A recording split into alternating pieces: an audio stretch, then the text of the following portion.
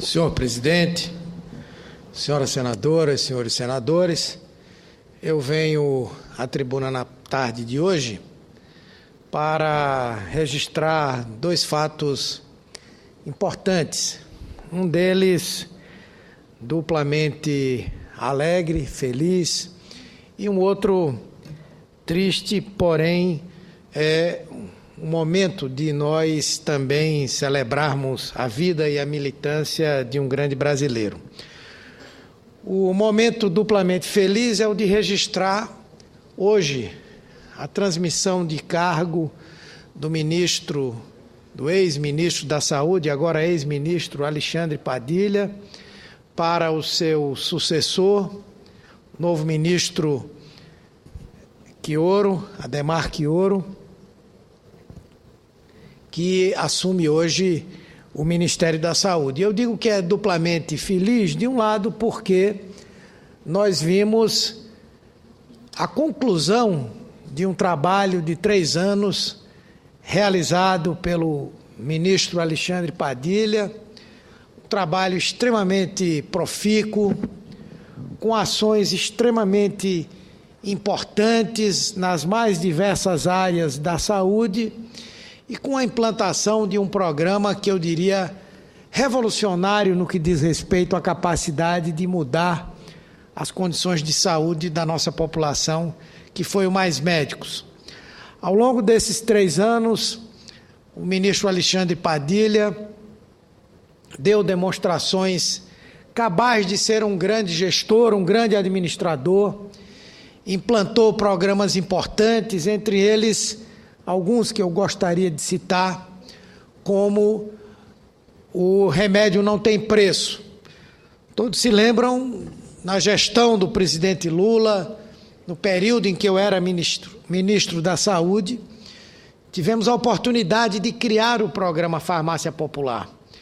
Esse programa, ele viabiliza ainda medicamentos à população a um custo muitas vezes 10% do valor de mercado que aquele medicamento apresenta. Isso fez com que milhões e milhões de brasileiros pudessem ter acesso a medicamentos que anteriormente não tinham. E o ministro Alexandre Padilha, no governo da presidenta Dilma, criou o remédio não tem preço, e que, nessa condição, medicamentos para diabéticos, hipertensos, pessoas que têm asma, passaram a ser distribuídos gratuitamente por várias farmácias da rede privada, com subsídio garantido pelo Ministério da Saúde. Isso foi extremamente importante. 7 vezes mais brasileiros portadores dessas doenças passaram a ter a oportunidade de se medicarem. Isso levou a um fato extremamente importante que veio confirmar estudos e colocações feitas por profissionais de diversos ramos da área da saúde. Nós tivemos, por exemplo, com a garantia do medicamento gratuito, uma redução significativa no número de internações de pacientes com complicações causadas por hipertensão arterial, por diabetes e por asma. Então, esse foi um programa excepcional que foi implementado pelo ministro Padilha. Um outro foi o processo de contratualização de recursos com as santas casas, com os hospitais de pequeno porte, fazendo com que nós pudéssemos sair da lógica perversa do pagamento por procedimentos em uma tabela e passássemos a ter contratos firmados entre o Ministério da Saúde e as instituições hospitalares por intermédio dos municípios e dos governos estaduais, em que um montante de recursos é repassado para cada uma dessas unidades e, ao mesmo tempo, metas são definidas por esses contratos e que devem ser concretizadas em termos de atendimento à população, atendimento esse de boa qualidade. E Para complementar, nós tivemos mais duas questões importantes. A aprovação aqui no Senado, aguardando ainda uma decisão definitiva da Câmara, de mais recursos para a área da saúde, por intermédio da emenda constitucional que tratou do orçamento impositivo, e o ministro Padilha teve um papel crucial na aprovação dessa emenda constitucional, tanto aqui quanto na Câmara dos Deputados. E, por último, o programa Mais Médicos, que foi aquele que eu disse que está representando uma verdadeira revolução no atendimento à população do nosso país. Já agora, no mês de março, nós teremos mais de 9.000 profissionais médicos atuando em áreas onde anteriormente nós não tínhamos médicos trabalhando. Cidades pequenas, cidades distantes, aldeias indígenas, quilombos, enfim, a oportunidade que milhões e milhões de brasileiros anteriormente não tinham de passarem a ser atendidos por um médico próximo à sua casa, na sua cidade, ampliando assim o programa de saúde da família e garantindo a cobertura de milhões de brasileiros na área da saúde. Portanto, eu quero deixar aqui os meus parabéns ao ministro Alexandre Padilha, que vai agora para uma grande missão, a de disputar a eleição para o governo de São Paulo, e eu tenho certeza não somente que ele terá sucesso nessa disputa, como será um grande governador para aquele importante estado. E registrar a entrada também do ministro Quioro, que em breve eu pretendo falar com mais vagar da sua biografia na área da saúde, mas que de antemão eu tenho certeza que será um grande ministro. Foi o grande executor na prática do SAMU, que eu também tive a oportunidade de criar no período em que era ministro da Saúde. É um profissional que fez um trabalho destacadíssimo como secretário municipal de São Bernardo do Campo, na área da saúde, e eu tenho certeza será um grande ministro. Portanto, eu queria fazer esse duplo registro de alegria. A alegria daquele que sai com o seu dever cumprido e vai assumir uma missão ainda maior, o ex-ministro Padilha, e daquele que chega já com tantas realizações importantes e que eu tenho certeza vai revolucionar a saúde pública do nosso país. Mas o segundo registro é um registro de tristeza, mas é um registro também de afirmação de uma vida de lutas. Eu quero, na verdade, externar aqui o meu pesar pela morte do nosso companheiro Bruno Maranhão. Pesar pela morte de um companheiro que teve um grande valor na luta por um Brasil mais justo, um dos fundadores do PT no Brasil e em Pernambuco, ele também pernambucano, Bruno Maranhão, que faleceu no último dia 25 em Recife, aos 74 anos de idade. Eu tive a oportunidade de conhecer Bruno ainda na década de 70. Eu era militante do movimento estudantil, ele, militante que veio da luta ainda nos momentos mais difíceis contra a ditadura militar. Tive a oportunidade com ele de aprender muitas coisas, mas principalmente de admirar a firmeza que sempre teve na defesa das suas ideias, sem ao mesmo tempo deixar de ser uma pessoa sempre gentil, terna e afável. Bruno teve uma trajetória diferente de muitos daqueles que ingressaram na luta e na militância política por uma sociedade mais justa. Ele, na verdade, veio de uma família bastante rica, muito abastada, de usineiros pernambucanos da Mata Sul do nosso estado, e já ali, quando criança, começou a se chocar com a realidade da nossa desigualdade social.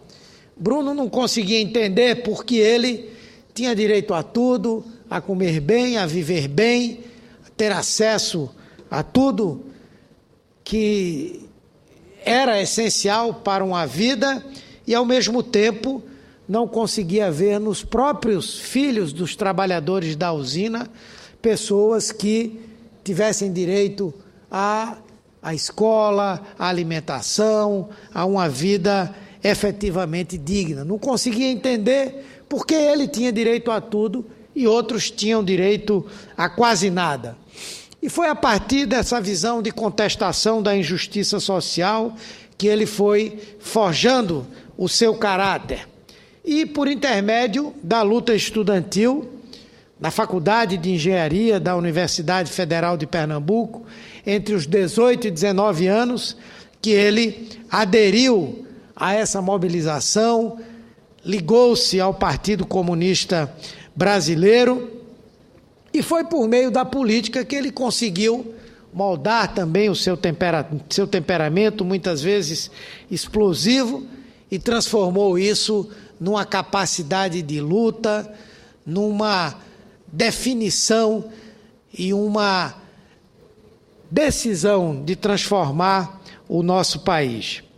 Era um grande organizador, formulador de estratégias, sempre preocupado em aplicar os conceitos teóricos à prática, e alguém que jamais deixou de manifestar uma extrema coragem.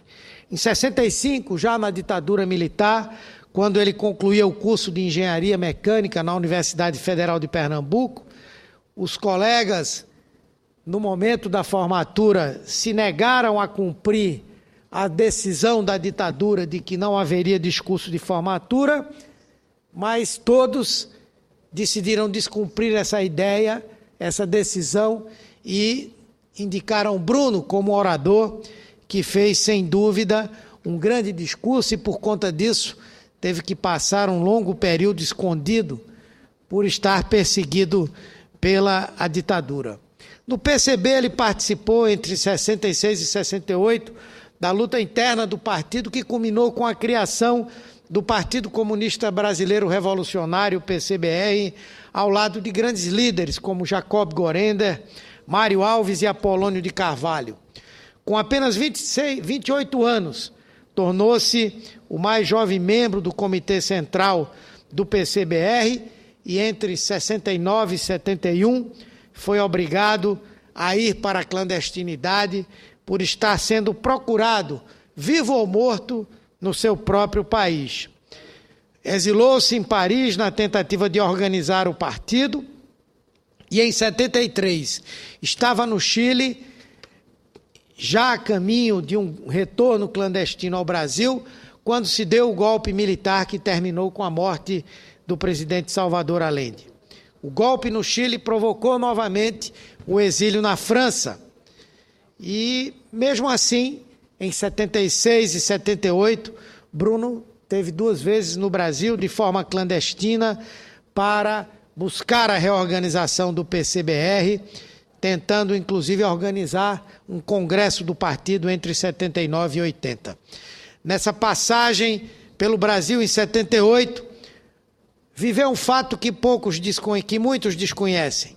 Foi preso por engano na Baixada Fluminense e bastante torturado, confundido com um assaltante de banco, sofreu choques, pau de arara, afogamento, teve suas unhas arrancadas, a língua partida ao meio e, mesmo assim, não abriu a sua identidade de militante da luta política de um partido clandestino, tendo sido solto, sem que conseguissem identificar a sua verdadeira condição. Com a abertura política, Bruno retornou ao país, fundou o jornal Povão, que usava para denunciar o sofrimento da classe trabalhadora e os desmandos do poder dominante, e foi imbuído desse espírito que participou da criação do PT e da fundação de uma corrente interna no partido, o Brasil Socialista. Em Pernambuco, pelo PT, foi candidato a senador e candidato a prefeito do Recife, nos primórdios do nosso partido. Isso teve um papel importante para que nós pudéssemos chegar onde chegamos hoje no nosso partido. Foi fundador e dirigiu o Instituto de Estudos Políticos Mário Alves e a revista Brasil Revolucionário. Foi ainda fundador do Movimento de Libertação dos Sem Terra, uma dissidência do MST, criada na tentativa de contribuir para dar uma maior celeridade ao processo de reforma agrária. Bruno Maranhão foi, enfim, um grande guerreiro contra as injustiças sociais do Brasil, um cidadão que sempre acreditou que valia a pena deixar de lado o conforto pessoal em favor das causas dos que mais necessitavam. Sempre o admirei pela sua perseverança, pela coragem pessoal e política, pelo compromisso com o nosso povo e por sua capacidade de renunciar a tudo em nome de uma causa. Como na vida, foi também extremamente digno no momento da doença. Dele nunca se ouviu qualquer reclamação no período de sofrimento de mais de 2 anos e meio. Dessa forma, e em respeito à memória desse grande brasileiro, quero aqui solicitar a esta casa um voto de pesar e externar mais uma vez minha sincera solidariedade aos familiares e amigos de Bruno Maranhão, por quem sempre tive um imenso apreço e uma grande admiração. Muito obrigado a todos e a